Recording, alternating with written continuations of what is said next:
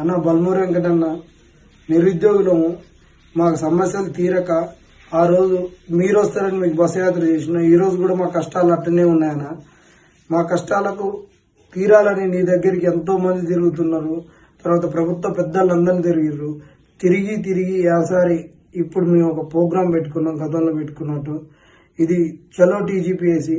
ఇందులో దయచేసి ఎన్ఎస్సీలను తోలి మళ్ళా గత్తర చేసి మళ్ళా దీన్ని రాళ్ళేసిర్రు అల్లేసిర్రు అని చేయకరన్నా.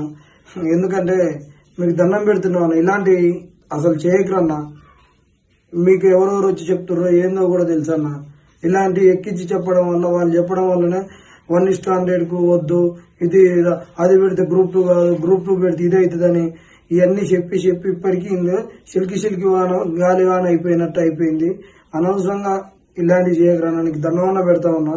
నిరుద్యోగులు నీకు ఒక ఫ్రెండ్లీగా ఉండాలి. నువ్వు ఒక యువకునివి. దయచేసి ఇలాంటి రావద్దని మరొక్కసారి వేడుకుంటున్నాం. మిత్రులారా, ఇది మన శాంతియుత ర్యాలీ. పోయిన వాళ్ళందరూ ఆడ ఒక పుస్తకం, వాటర్ బాటిల్ పెట్టుకొని పోరి, ఒక రిప్రజెంటేషన్ రాసుకొని మీరు చేతుల రాసుకొని పోరి. పోలీసు వాళ్ళని అడిగిన ఇది మా రిప్రజెంటేషన్ వేయడానికి పోతున్నాం, చూపించండి.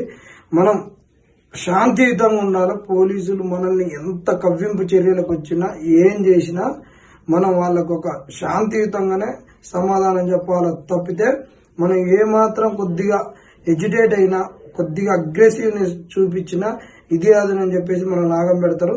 మిత్రులారా, దయచేసి ప్రతి ఒక్కరి సమయం మనం పాటించామని మీ అందరికి చేతులెత్తి జోడించి చెప్పడం జరుగుతుంది.